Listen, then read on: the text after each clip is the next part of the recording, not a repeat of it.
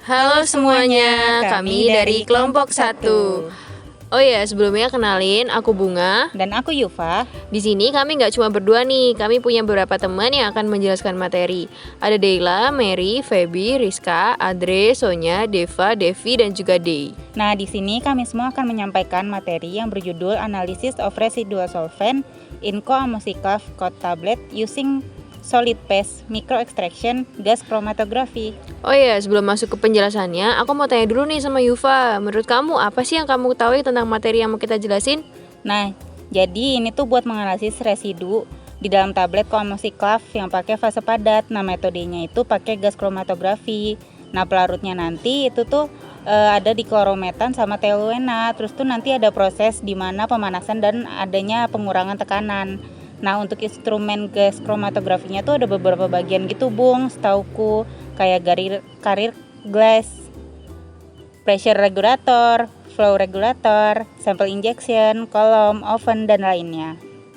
Oh ya, kayaknya udah bagus deh jawaban kamu. Cuma kayaknya kurang lengkap gitu. Gimana kalau kita langsung dengerin teman-teman kita aja yang bisa jelasin lebih lengkapnya, biar teman-teman yang nonton juga lebih pintar. Nah, iya, oke, yuk ditonton. Halo teman-teman, kenalin aku adalah tablet Co-Ammosiclav dalam bentuk tablet solid film. Aku dibentuk dalam bentuk tablet solid film karena aku mengandung dua zat aktif yaitu amoksisilin dan asam clavulanat. Aku memiliki selaput yang berfungsi untuk melindungi cincin beta laktamku dari enzim beta laktamase. Proses penyalutan aku biasanya menggunakan beberapa pelarut organik seperti metanol, etanol, diklorometana, dan toluena.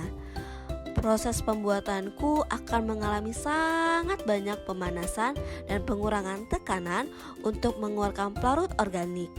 Namun, sayangnya ternyata masih ada pelarut residu yang tersisa dan tertinggal di dalam tubuhku.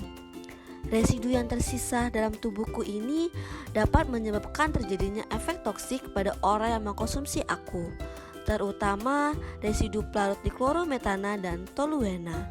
Senyawa residu ini membuat tubuhku menjadi agen karsinogenik, neurotoksik, dan dapat menyebabkan gangguan pada sistem saraf pusat dan saraf tepi. Kejadian toksik inilah yang membuat aku diragukan dan perlu ditetapkan kadarnya. Penetapan kadar aku biasanya menggunakan metode GCMS atau gas kromatografi mass spektroskopi. Sebelumnya, ayo kita kenalan dulu dengan pelarut organik dalam tubuhku, yaitu diklorometana dan toluena. Halo, kenalin aku Toluena. Aku merupakan salah satu residu yang terkandung di dalam tablet Co-Ammosiclav. Aku bersifat karsinogenik dan toksik. Aku juga bisa memberi efek euforia apabila dalam konsentrasi yang tinggi. Sistem saraf pusat adalah target utamaku. Aku dapat mengganggu dan mengurangi kerja sistem saraf. Selain itu, jika manusia terpapar aku dengan paparan yang tinggi, mereka dapat merasakan iritasi pada saluran pernafasan, sakit tenggorokan, pusing, dan juga sakit kepala. Bahkan, pada wanita yang sedang mengalami menstruasi, jika terpapar toluena dapat mengalami pendarahan yang tidak normal. Residu lain yang terkandung dalam tablet Co-Ammosiclav tidak hanya aku saja loh, aku punya teman satu lagi nih. Halo teman-teman, kenalin nih, aku temennya Toluena. Namaku diklorometan. Aku termasuk residu pelarut dari tablet Co-Ammosiclav. Aku bisa menyebabkan terjadinya neurotoksik, karsinogenik, teragenik, dan aku juga bersifat sangat larut dalam lemak atau lipofilik jika aku melebihi batas normal sekitar 600 ppm.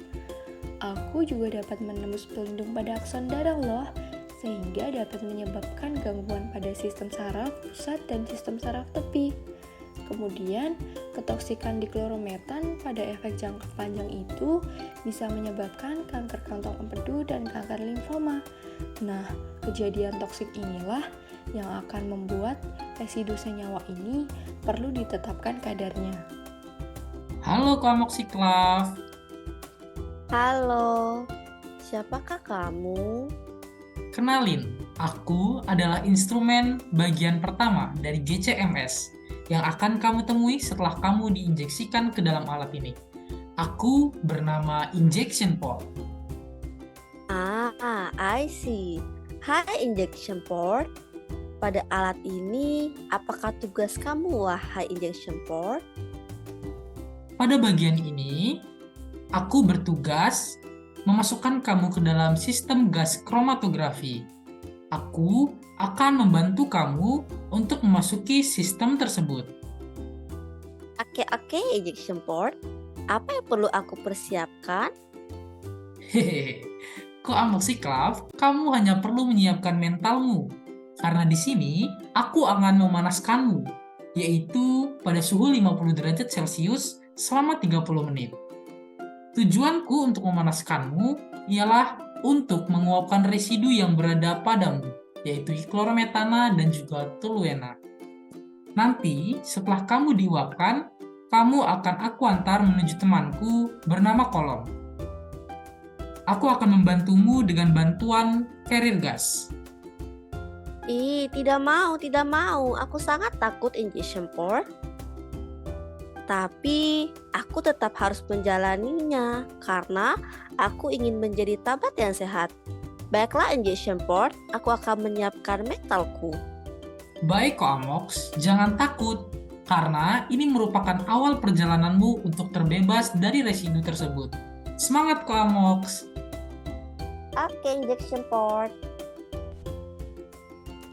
Loh, siapakah ini? Apakah tadi kamu bersama injection port?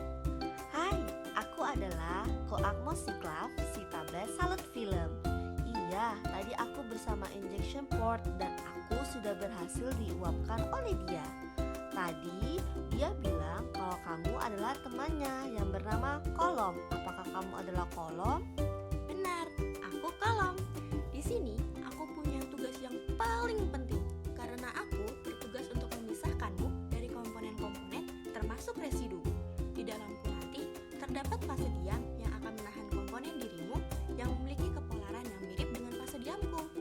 Nantinya komponen dirimu akan kulepaskan satu persatu menurut dengan titik didihnya untuk kemudian bertemu dengan temanku si detektor. Kalau begitu, siapakah yang akan bertemu dengan detektor terlebih dahulu, Kolom? Komponen dirimu yang memiliki titik didih lebih rendah daripada yang lain, dia yang akan pergi terlebih dahulu. Kemudian baru disusul oleh komponen-komponen lain yang memiliki titik didih yang lebih tinggi. Seru sekali. Apakah aku sudah bisa melanjutkan perjalananku, Kolom, dan kamu sudah selesai memisahkan aku? Tentu saja tablet. Sampai jumpa. Halo, cakepnya kenalan dulu dong. Siapa nih? Siang-siang udah kesini. Hai, maaf ganggu waktunya ya. Kenalin, aku Koamoksiklaf. Katanya kamu bisa tahu aku ada atau enggak di dalam obat ya? Ya, bisa dong. Emang kamu tahu aku ini apa? Kecil, kamu detektor kan? Pintar. Cukup membanggakan juga kamu sebagai obat. Aku panggil kamu CO Amo ya, biar akrab. Boleh deh. Aku tebak kamu CO Amo dengan titik didih paling rendah ya? Kok bisa gitu? Emang aku kelihatan pucet ya? Oh, nggak gitu. Jadi sampel pertama yang masuk sini itu yang punya titik didih paling rendah. Nah, kamu kan masuk pertama nih. Jadi kamu punya titik didih paling rendah dibandingkan sampel setelah kamu. Oh, gitu. Terus di sini kamu mau apain aku? Kamu diem dulu. Terus biar aku pandangin dulu bentar. Aku mau lihat waktu retensinya, terus persen areanya sama kromatogramnya atau GC-nya biar recorder bisa dikasih print hasilnya buat dianalisis. Oh, boleh deh kalau gitu. Oke, sudah. Silahkan lanjut ke tempat selanjutnya. Makasih ya udah mampir. Oke, baik-baik ya kamu. Bye-bye. Wah, perjalanan Koamox sudah sampai di sini saja. Kenalan dulu kita. Aku strip cut recorder. Aku punya kemampuan buat menyimpan data. Aku di sini bertugas untuk mengarsipkan data yang didapat selama interval waktu. Kalau gitu gimana cara kerja kamu? Nah, berhubung kamu tadi sudah melewati detektor, hasil berupa 2,88 plus minus 0,58 ppm di klorometana sebagai sisa pelarut bakalan aku simpan dan arsipkan. Buat caranya, sensor-sensor badanku ini bakalan memperoleh titik data, kemudian akan memplot titik data tersebut pada strip kertas yang melewati kecepatan seragam sebanding dengan sinyal yang diterima. Gimana? Paham kan? Oke, strip card recorder, aku paham kok. Oke, dah yuk sekarang 2,88 plus minus 0,58 ppm diklorometana sebagai sisa pelarut. Aku simpan ya biar pengujian ini aman.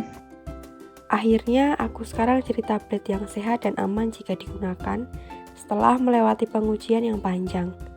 Sekarang kadarku tidak melebihi batas normal, yaitu berada di bawah 600 ppm. Sehingga pelarut residu diklorometana yang ada di dalam aku tidak akan menyebabkan neurotoksik, karsinogenik, teratogenik, dan tidak larut dalam lemak maupun lipofilik. Nah, Bung, sekarang udah paham kan setelah nonton penjelasan teman-teman yang jelasin tadi? Aku harap teman-teman yang nonton juga ikut paham ya. Oh iya, sekarang aku paham. Teman-teman di rumah juga pasti ikut paham kan? Oke deh, sampai sini dulu ya video pembahasan kita. Sampai jumpa lain waktu. See you teman-teman.